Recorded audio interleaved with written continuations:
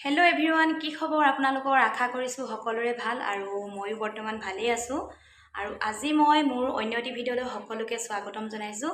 আৰু আজি লৈ আহিছোঁ মই আপোনালোকৰ মাজলৈ আগতে কৰি থোৱা এটা ভিডিঅ'। আৰু ভিডিঅ'টো কৰিছিলোঁ মই মোৰ ছোৱালীয়ে পঢ়ি থকা বিদ্যালয়খনত। আৰু যিহেতু সেইদিনা আছিল 5 ছেপ্টেম্বৰ আৰু শিক্ষক দিৱস উদযাপন কৰা হৈছিল, কিন্তু ভিডিঅ'টো দিয়া বহুত দেৰিয়ে হ'ল। একো নাই, আপোনালোকে চাব কিনো কেনেদৰে উদযাপন কৰিছিলে শিক্ষক দিৱস, তাৰে মুহূৰ্ত কেইটামান আপোনালোকৰ লগত শ্বেয়াৰ কৰোঁ বুলি ভাবিলোঁ। ঠিক আছে, ভিডিঅ'টো শেষলৈকে চাব বুলি আশা ৰাখিলোঁ।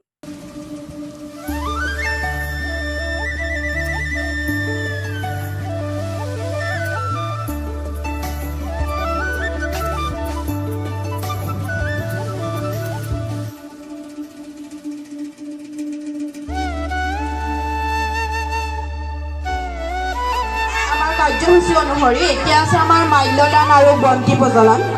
ছাত্ৰ ছাত্ৰীসকলৰ তৰফৰ পৰা আমাৰ বিদ্যালয়ৰ ছাত্ৰ সভাৰ প্ৰতিনিধি ৰোহিত শইকীয়াই বন্তি প্ৰজ্বলন কৰিছে আৰু মাল্যদান কৰিছে।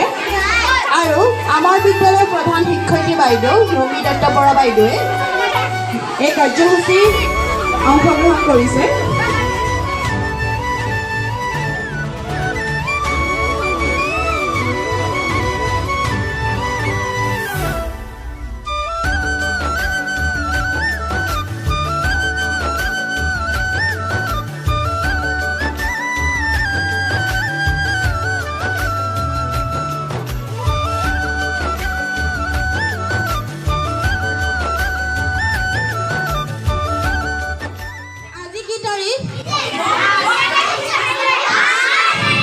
হয়, আজি 5 ছেপ্টেম্বৰ।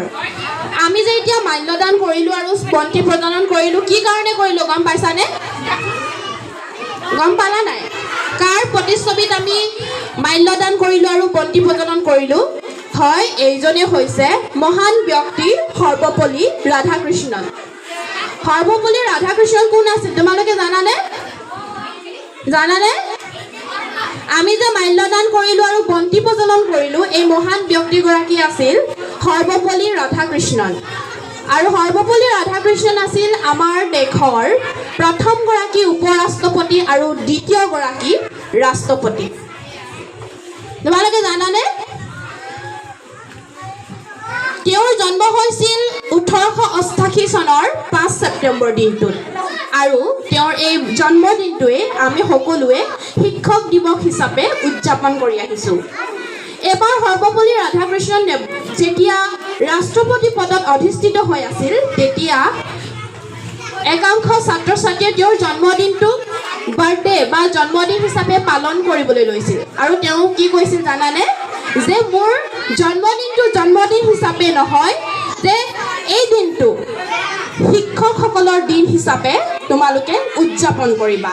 আৰু সেই দিন অনুসৰি আমাৰ 5 ছেপ্টেম্বৰ দিনটো আমাৰ দেশত সকলোৱে শিক্ষক দিৱস হিচাপে উদযাপন কৰি আহিছে।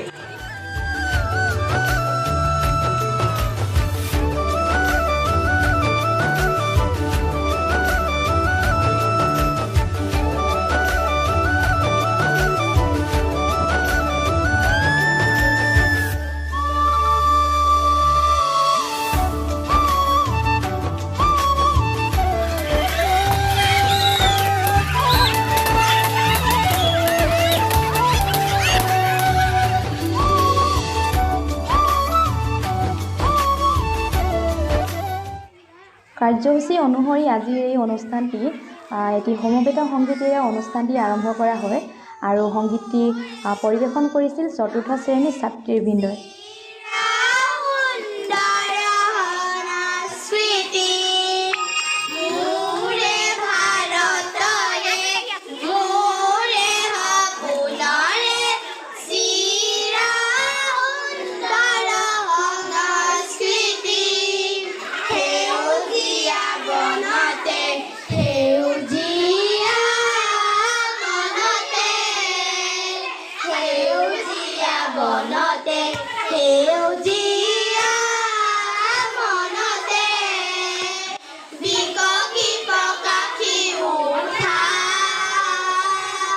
Pico, pico, capi, uta.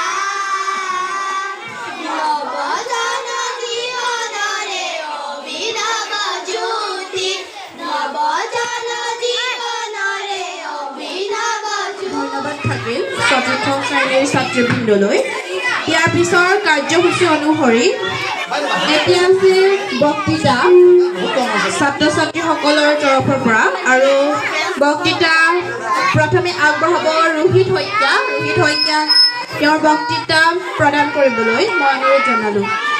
নমস্কাৰ, মোৰ নাম শ্ৰী ৰোহিত শইকীয়া। আজি 5 ছেপ্টেম্বৰ শিক্ষক দিৱস উপলক্ষে মই দুআষাৰ ক'ব লৈছোঁ। ভুল হ'লে ক্ষমা কৰিব। ডক্টৰ সৰ্বপল্লী ৰাধাকৃষ্ণ এগৰাকী মহান ব্যক্তি, দাৰ্শনিক, শিক্ষক আৰু ৰাজনীতিবিদ আছিল। তেওঁৰ জন্মদিনটো ৰাষ্ট্ৰীয় শিক্ষক দিৱস হিচাপে তেওঁৰ উজ্জ্বল ভৱিষ্যত কামনা কৰিছোঁ। ইয়াৰ পিছতে আছে আমাৰ নৃত্য তৃতীয় শ্ৰেণীৰ ছাত্ৰবৃন্দৰ দ্বাৰা, তেওঁলোকক সাজু হ'বলৈ মই অনুৰোধ জনালোঁ।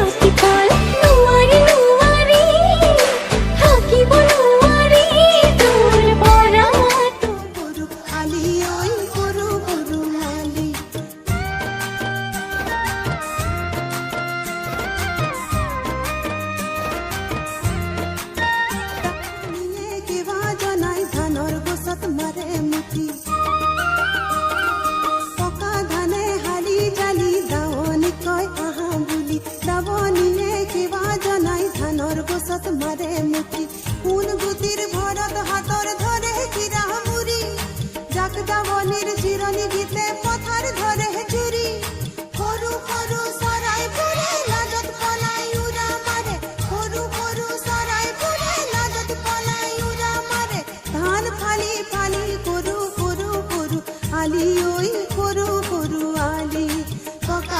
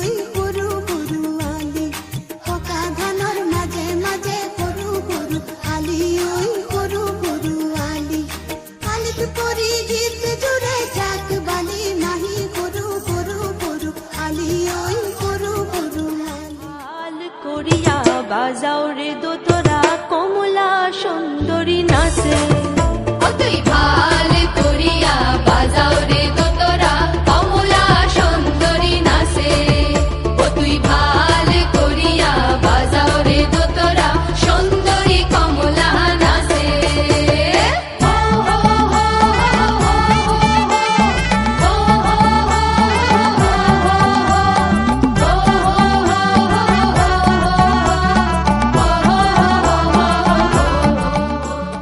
হেল্ল' এভৰিৱান, এয়া হ'ল অনুষ্ঠানটি শেষ হোৱাৰ পাছৰে দৃশ্য। আৰু দেখিছেনে বাৰু ছোৱালীবিলাকে ইমান ধুনীয়াকৈ সকলোৱে মিলি আনন্দ মনেৰে নাচিবলৈ ধৰিলে। আৰু সেয়েহে ইহঁতৰ ভিতৰত অসুবিধা হোৱাৰ বাবে বাহিৰলৈ এনেদৰে মাতি আনি ইহঁতক ফূৰ্তি কৰিবলৈ দিয়া হ'ল। আৰু সঁচাকৈ খুব ভাল লাগিল দেখি। লগতে স্কুলৰ বাইদেৱেও সহযোগ কৰি অকণমান ফূৰ্তি কৰিলে আৰু আমি অভিভাৱকসকলেও অকণমান মিলি ফূৰ্তি কৰিলোঁ। ঠিক আছে, ভিডিঅ'টো শেষলৈকে চাই থাকিব, ভাল লাগিব।